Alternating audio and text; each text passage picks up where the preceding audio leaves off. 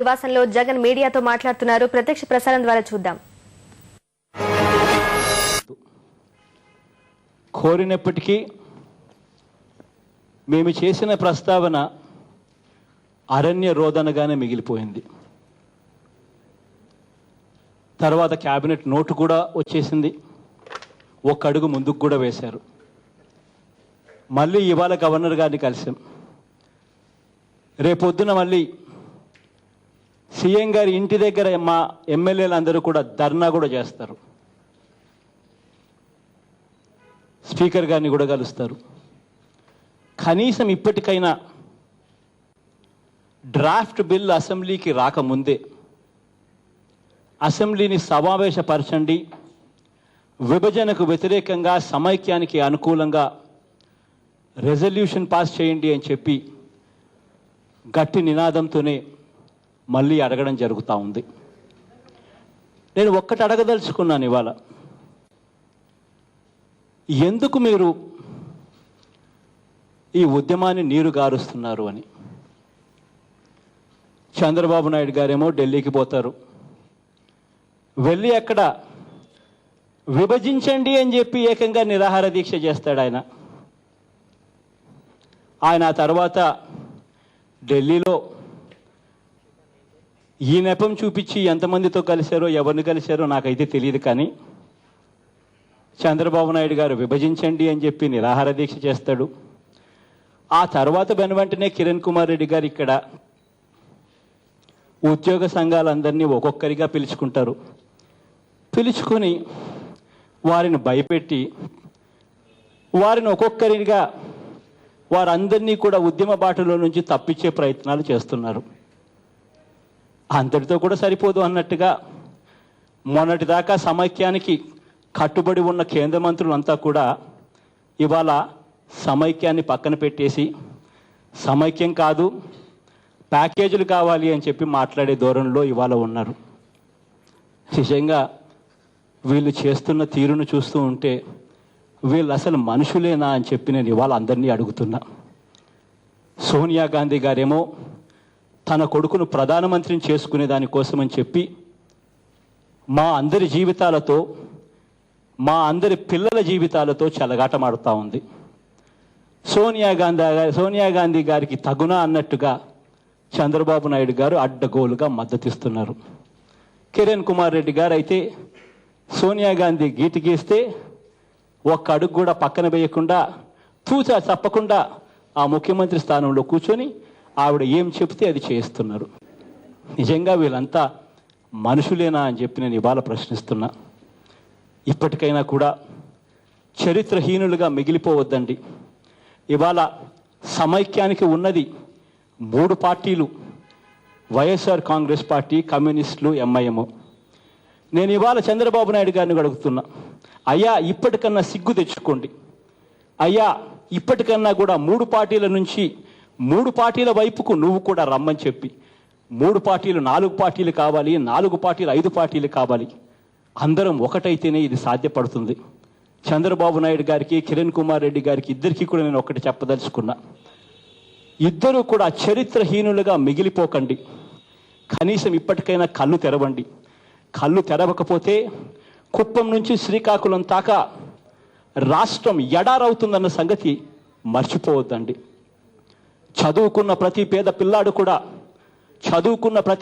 ఆ ఉద్యోగం కోసం హైదరాబాద్కు వచ్చినప్పుడు ఆ హైదరాబాదు తనను పక్కన పెట్టినప్పుడు ప్రతి తిట్టులోనూ చంద్రబాబు నాయుడు గారిని కిరణ్ కుమార్ రెడ్డి గారిని ప్రతి ఒక్కరూ తిట్టే పరిస్థితి వస్తుంది అన్న సంగతి వీళ్ళిద్దరూ కూడా మర్చిపోవద్దండి అని కూడా నేను చెప్తున్నా. ఇవాళ ఇప్పటికైనా వీళ్ళు కళ్ళు తెరవాలని, అసెంబ్లీని వెంటనే సమావేశపరచాలని, సమావేశపరిచి సమైక్యానికి అనుకూలంగా తీర్మానం చేయాలని చెప్పి వీళ్ళిద్దరినీ కూడా గట్టిగా డిమాండ్ చేస్తున్నాం.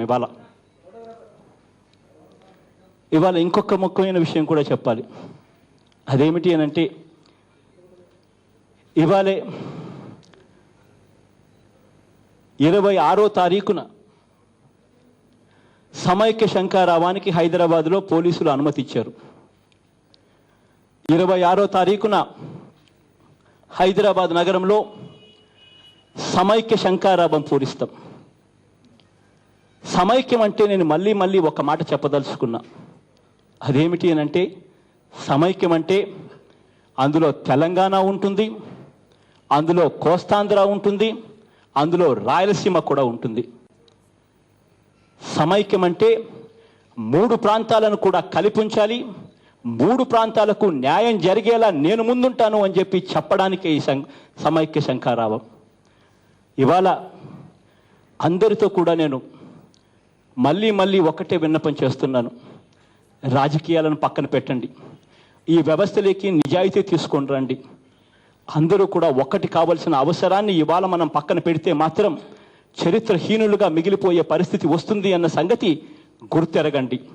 చంద్రబాబు నాయుడు గారికి విజ్ఞప్తి చేస్తున్నాను, కిరణ్ కుమార్ రెడ్డి గారికి విజ్ఞప్తి చేస్తున్నాను. అయ్యా, చరిత్రహీనులుగా మిగిలిపోకండి, రండి, కలిసి రండి అని చెప్పి ఇద్దరికీ కూడా విజ్ఞప్తి చేస్తున్నాను.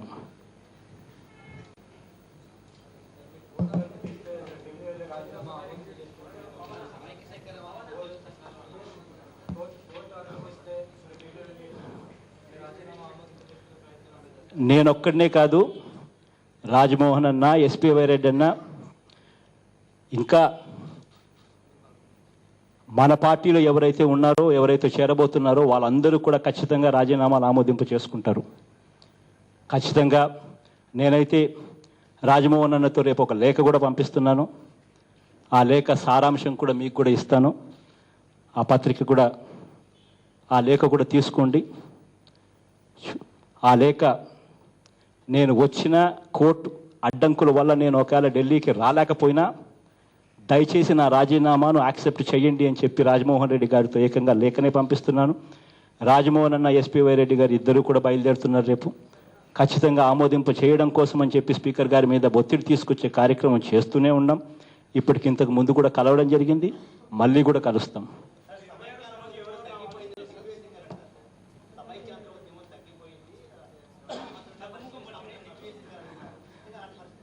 కర్మ ఏమిటి అని అంటే, దిగ్విజయ్ సింగ్ గారు కాంగ్రెస్ పార్టీ సోనియా గాంధీ గారికి కుడి భుజం అని చెప్పాలనో ఎడమ భుజం అని చెప్పాలనో అర్థం కావడం లేదు.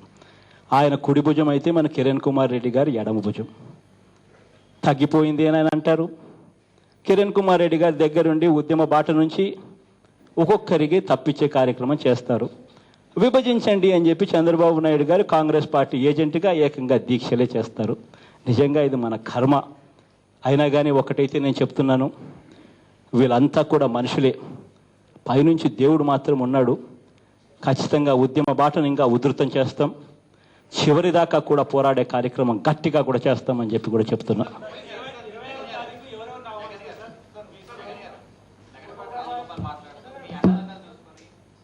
మా ఒక్క నిమిషం అమ్మా, న్యాయంగా మీరే మీ గుండెల మీద చేతులు వేసుకొని అడగండి, ఎవరు నిజంగా నిజాయితీగా ఉన్నారు, ఎవరు నిజాయితీగా లేరు, ఎవరు 16 నెలలు జైల్లో ఉన్నారు, ఎవరు బయట ఉండి ఎఫ్డిఐ ఓటింగ్ దగ్గర నుంచి ఏకంగా అసెంబ్లీలో విప్ జారీ చేసి కాంగ్రెస్ ప్రభుత్వాన్ని కాపాడింది ఎవరు అని చెప్పి మీ గుండెల మీద చేతులు వేసుకొని మీరే అడగండి.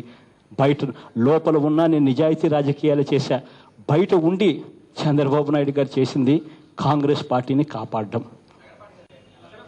లగడపాటి అనే మనిషి గురించి ఆయన ఏదో అన్నాడు అని చెప్పి నేను రెస్పాండ్ కావడం మొదలు పెడితే మాత్రం వీళ్ళ మీద పెంట మీద ఒక రాయేసినట్టే.